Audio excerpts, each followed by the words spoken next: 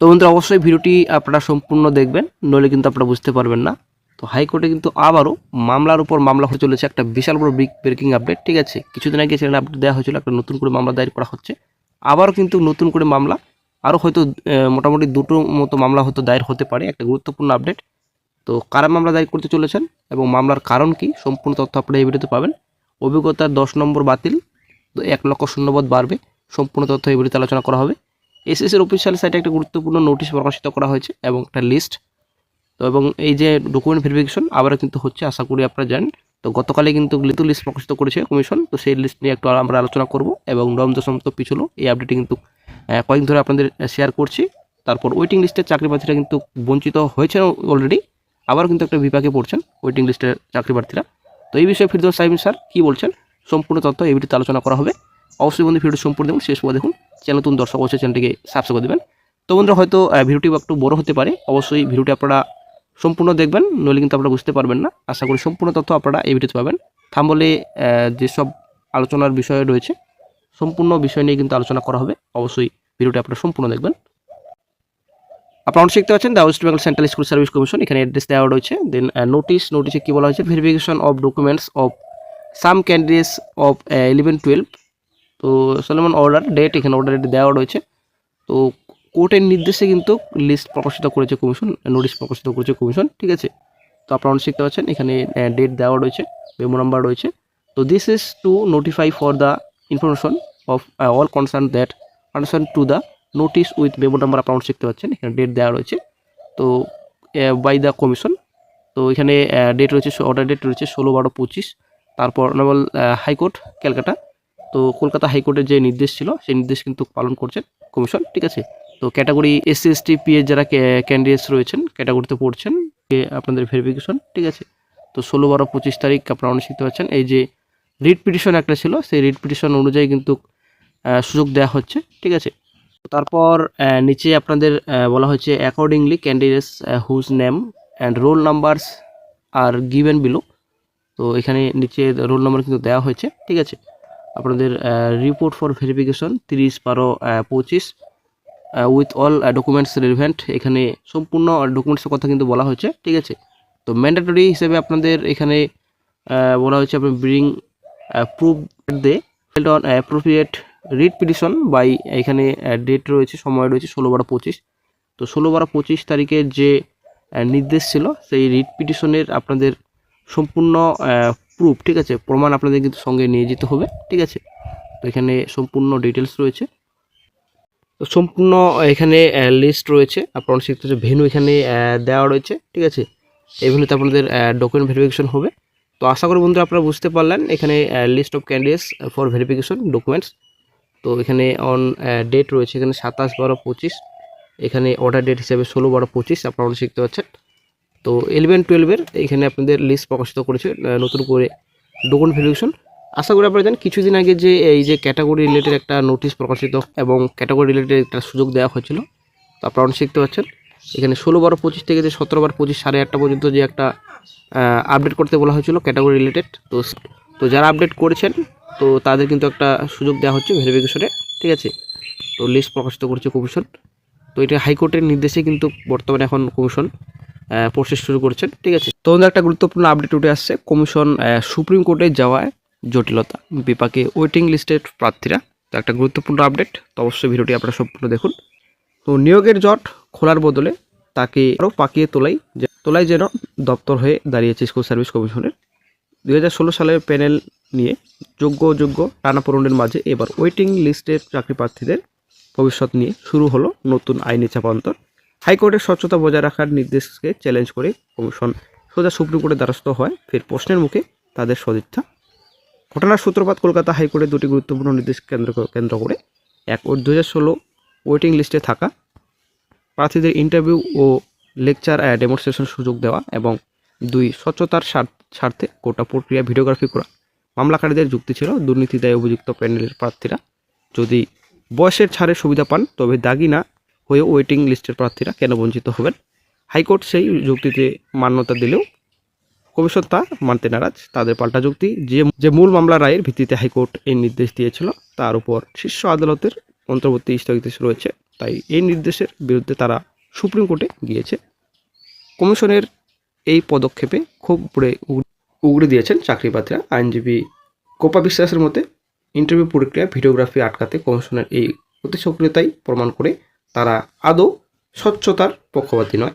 অন্যদিকে আইনজীবী ফিরদৌস শামীম সাব জানাচ্ছেন, আইনি লড়াই চলবে, কিন্তু কমিশন অকারণে প্রক্রিয়াটি দীর্ঘায়িত করে নতুন জটিলতা তৈরি করলো।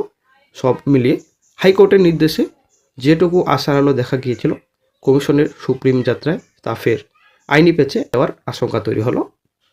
তো বন্ধুরা, এইদিকে তো আশা করি আপনারা জানেন চ্যানেল আপডেট দেওয়া হচ্ছে। নবম দশমের তথ্য যাচাই কিন্তু পিছিয়ে যাচ্ছে, ঠিক আছে। তো প্রথমত 26 তারিখ হওয়ার কথা ডিসেম্বর মাসে, 26 তারিখ কিন্তু হলো না। তো তারপরে কিন্তু 29 তারিখ থেকে শুরু হওয়ার কথা ডকুমেন্ট ভেরিফিকেশন 9-10-এর, এটা কিন্তু হচ্ছে না, ঠিক আছে। এই ডেটও কিন্তু হচ্ছে না। বর্তমানে এখন জানুয়ারি মাসে শুরু হবে বলে জানা যাচ্ছে। তো এসএসসি চেয়ারম্যান উনিও কিন্তু জানাচ্ছেন জানুয়ারি মাসে হয়তো নেওয়া হতে পারে এসএসসির নথি যাচাই।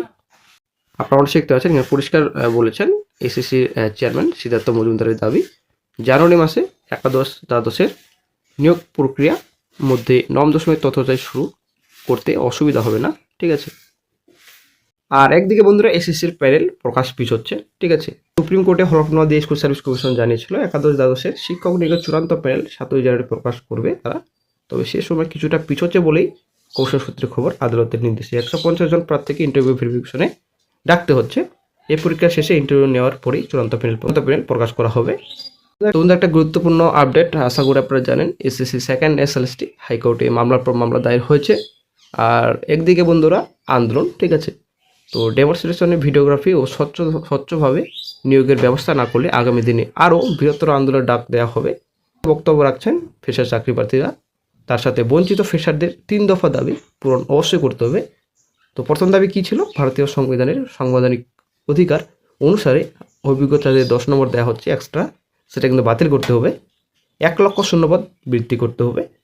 3 নম্বর, মহামান্য হাইকোর্টের নির্দেশ অনুসারে প্রত্যেকের ওএমআর সবার সম্মুখে নিয়ে আসতে হবে। তবে বন্ধুরা আপনাদের একটা কথা বলি, এই যে এসএসসি 26,000 প্যানেল যে আজকে বাতিল হলো, তো শুরু কিন্তু ওয়েটিং চাকরি প্রার্থী থেকে কিন্তু, ঠিক আছে। তো প্রথমে কিন্তু ওয়েটিং যারা ক্যান্ডিডেটস রয়েছেন তাদের থেকে কিন্তু শুরু 26,000 যে প্যানেল, ঠিক আছে, মামলা দায়ের। তো আজকে ওয়েটিং লিস্টের চাকরি প্রার্থীরাই কিন্তু বিপদে পড়ছেন, অ্যাকচুয়ালি বঞ্চিত হয়েছেন ওয়েটিং লিস্টের চাকরি প্রার্থীরাই। তো বন্ধুরা কিছুদিন আগে চ্যানেলে আপডেট দেওয়া হয়েছিল যে একজন ফ্রেশার চাকরি প্রার্থী উনি কিন্তু গিয়েছিলেন হাইকোর্টে, অ্যাকচুয়ালি শামীম স্যারের সঙ্গে দেখা করতে গিয়েছিলেন মামলা দায়ের করার ব্যাপারে আলোচনা করতে, ঠিক আছে। তো ফ্রেশার চাকরি প্রার্থীরা বলছেন যে এই যে 35K ভ্যাকান্সি, ঠিক আছে, 35K ভ্যাকান্সি চাকরিহারারা কেন এখানে পাবে, ঠিক আছে। অ্যাকচুয়ালি এই যে নতুন যে সেকেন্ড এসএলএসটি 35K ভ্যাকান্সি, এর মধ্যে 26,000 যে প্যানেল রয়েছে, এখানে 26,000 প্যানেলের সঙ্গে এখানে কোনো যোগসূত্র নেই। অ্যাকচুয়ালি সম্পূর্ণ ভ্যাকান্সিটাই নতুন ফ্রেশার চাকরি প্রার্থীদের জন্য। এখানে তো 26,000 যে প্যানেল রয়েছে, তো অ্যাকচুয়ালি তারা তো চাকরি করছেন, ঠিক আছে, তাদের জন্য ভ্যাকান্সি কোথায়? এই যে ভ্যাকান্সি 35K, এই ভ্যাকান্সি কিন্তু পুরোটাই নতুন ফ্রেশার চাকরি প্রার্থীদের জন্য। এর জন্য কিন্তু মামলা দায়ের করার জন্য রেডি হচ্ছেন ফ্রেশার চাকরি প্রার্থীরা। কিন্তু নতুন মামলা দায়ের করার জন্য প্রস্তুতি নিচ্ছেন ফ্রেশার চাকরি প্রার্থীরা। তো ভাবছেন যে মামলা দায়ের করা হবে এই বিষয়ে। তো কী বিষয়ে মামলা করতে যাচ্ছেন? এই যে এসএসসি সেকেন্ড এসএলএসটি এক্সট্রা যে 10 নম্বর দেওয়া হচ্ছে, এই এক্সট্রা 10 নম্বর বাতিলের জন্য কিন্তু মামলা দায়ের করছেন। এবং ইন্টারভিউ আগে নাকি ইন্টারভিউ পরে এই মামলাও কিন্তু দায়ের করা হয়েছে কলকাতা হাইকোর্টে। কিন্তু বন্ধুরা কিছু ইন সার্ভিস টিচার্স নাকি, অ্যাকচুয়ালি ফ্রেশার চাকরি প্রার্থীদের বক্তব্য যে কিছু ইন সার্ভিস টিচার্স নাকি ক্যান ফাইল করে এই যে এক্সট্রা 10 নম্বর যে কেস রয়েছে, মামলা রয়েছে, সেই মামলায় নাকি বলে ক্যান ফাইল করে ঢুকে যাচ্ছে। ইন সার্ভিসরা আমাদের কেসে এন্ট্রি করছে অন্য উকিল মারফত ক্যান ফাইল করে, ঠিক আছে। তো তার জন্য কিন্তু কেস দুর্বল হয়ে যাচ্ছে, তার জন্য হয়তো কেস দুর্বল হওয়ার অনেকটাই সম্ভাবনা রয়েছে। ক্যান ফাইল করে ইন সার্ভিস টিচার্স কিছু ঢুকে যাচ্ছেন। তো এটাই হচ্ছে ব্যাপার। তো আর একটা ব্যাপার রয়েছে এখানে ডবল বেনিফিট, ঠিক আছে। এই যে ডবল বেনিফিট দেওয়া হচ্ছে, এই ডবল বেনিফিটের বিরুদ্ধে কিন্তু ভবিষ্যতে মামলা দায়ের করার পরিকল্পনা করছেন ফ্রেশার চাকরি প্রার্থীরা। তো শিগগিরই হয়তো এই বিষয়ে একটা আপডেট পাওয়া যাবে। তো ডবল বেনিফিট কি? এই যে এক্সট্রা 10 নম্বর দেওয়া হচ্ছে, এটা তো পাচ্ছেই 10 নম্বর ইন সার্ভিস টিচার্সরা। আরও এদিকে ডেমোর জন্য আপনাদের এদিকে এক্সট্রা 10 নম্বর দেওয়া হচ্ছে, ঠিক আছে। তো ডবল বেনিফিট হলো, অ্যাকচুয়ালি ফ্রেশার চাকরি প্রার্থীদের বক্তব্য এটাই, ডবল বেনিফিট পাচ্ছে তারা। এই ডবল বেনিফিটের বিরুদ্ধে কিন্তু মামলা দায়ের করার একটা পরিচয়, শিগগিরই হয়তো মামলা দায়ের করা হবে। ডবল বেনিফিট নিতে চাইছে ইন সার্ভিসরা, ডেমোর 10 নম্বর পাচ্ছে, আবার এক্সপিরিয়েন্সের 10 নম্বর পাচ্ছে, এটা মেনে নেওয়া যায় না, ডবল বেনিফিট। এই কারণে আমরা আবার একটা কেস করছি, সেটা যখনই আপডেট পাওয়া যাবে সঙ্গে সঙ্গে চাইলে আপডেট দিয়ে দেওয়া হবে। তো তারপর কিন্তু আরও একটা মামলা দায়ের করার একটা চিন্তা ভাবনা করা হচ্ছে। কী বিষয়ে মামলা? এই যে এডুকেশন, ঠিক আছে, এই এডুকেশন সাবজেক্টে যে প্রভাব রয়েছে 10 মার্কসের, ঠিক আছে, এক্সট্রা যে 10 নম্বর দেওয়া হচ্ছে, তো প্রচুরভাবে কিন্তু বঞ্চিত হচ্ছেন ফ্রেশার চাকরি প্রার্থীরা এডুকেশন সাবজেক্টে। আর একটা কেসের কথা আমরা ভাবছি, সেটা হলো যারা 9-10 এর টিচার এবং অন্য সাবজেক্ট পড়িয়েছে, তারা যাতে কোনোভাবেই এডুকেশনের এক্সপিরিয়েন্স না পায়। তো তার জন্য একটু মামলা দায়ের করবেন। তো ডিটেলসে আমি নেক্সট ভিডিওতে আলোচনা করব। এমনিতে ভিডিওটি অনেকটা বড় হয়ে গেছে।